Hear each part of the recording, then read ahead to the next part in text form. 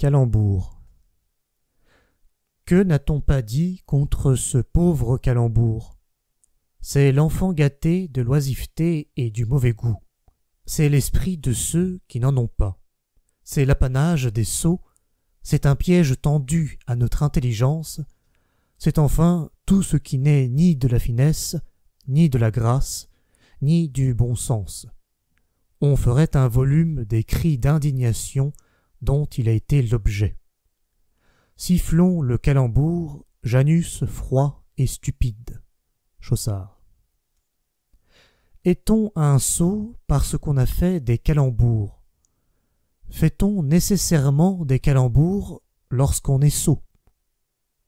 À ces deux questions, les adversaires les plus acharnés du quolibet ne répondent pas nettement.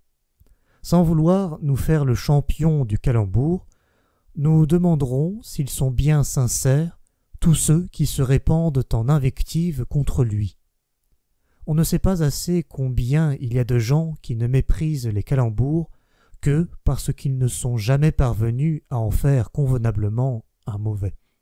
Ils crèvent de dépit lorsqu'ils entendent ces grosses bêtises, qui n'ont pas tous les torts, puisqu'elles amusent, et ils se vengent en s'écriant avec un haussement d'épaules et un dédaigneux sourire « Un calembour, mon Dieu! Oui, monsieur, un calembour! Je l'ai dit parce qu'il m'est venu, parce qu'il est drôle, et vous ne l'avez pas dit, vous, parce qu'il ne vous vient rien, pas même un calembour. Si vous avez quelque chose de spirituel à nous raconter, à vous la parole, prenez-la, gardez-la, et cela aussi longtemps que vous serez intéressant ou amusant. Mais si vous n'avez à nous parler que de vos affaires, de votre personne et de 1000 autres lieux communs, laissez place à mon calembour. Il vaut bien, tout bête qu'il est, le moins ennuyeux de vos discours. Nous avons connu, nous connaissons encore, des hommes très spirituels qui ont la faiblesse du calembour. S'ils ont le tort d'en abuser quelquefois, ils en usent d'ordinaire d'une façon si vive et si joyeuse qu'il faut être un bien grave personnage pour ne pas rire de bon cœur en les entendant.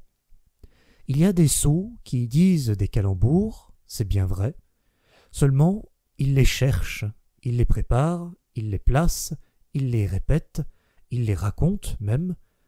Il n'en faut pas tant pour les rendre insipides.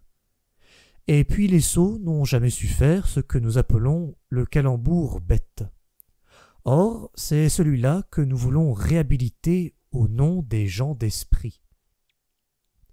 Sans doute, monsieur de Voltaire, il ne faut pas qu'un tyran si bête usurpe l'empire du monde. Mais que voulez-vous? Nous n'avons pas tous votre esprit et votre savoir. Nous ne sommes nullement certains d'être toujours en fond. Nous sommes dans la foule, nous autres, et quand nous avons laissé nos soucis à la porte d'un ami pour venir nous distraire sans prétention et sans gêne, souffrez que nous disions quelqu'une de ces bêtises qui, à défaut d'autres mérites, ont au moins pour excuse la gaieté et l'à-propos.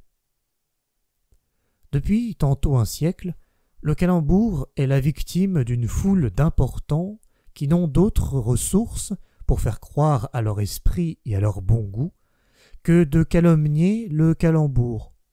Ils ne peuvent pas, sur ce point capital, penser autrement que Voltaire, Delille et tant d'autres bons esprits.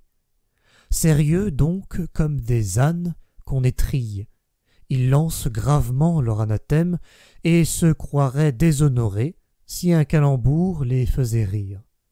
Ce sont ces mêmes personnages qui, pour frapper plus fort et s'indigner plus à l'aise, ont surfait le calembour. Soit sottise, soit mauvaise foi. Ils s'obstinent à ne le prendre ni comme il est, ni pour ce qu'il vaut. Le calembour est un jeu, une plaisanterie, et pas autre chose.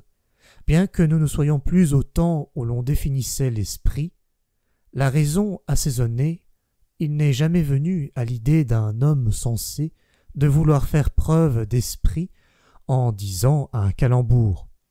Faire des calembours, c'est jouer avec les mots comme d'autres, qui font des tours d'adresse, jouent avec des cartes ou des gobelets. Nous comprenons que ce jeu ne plaise pas à tout le monde, mais nous n'admettons pas qu'on soit un imbécile parce qu'on s'abandonne parfois, dans les heures d'insouciance et de franche gaieté, au plaisir de faire ainsi miroiter les mots ou s'entrechoquer les idées. Le dictionnaire de M. Becherel cherche chicane à l'Académie parce qu'elle écrit calembour avec un G. Rien n'annonce dans ce mot, dit-il, le rappel à la pensée d'un bourg ou d'un village.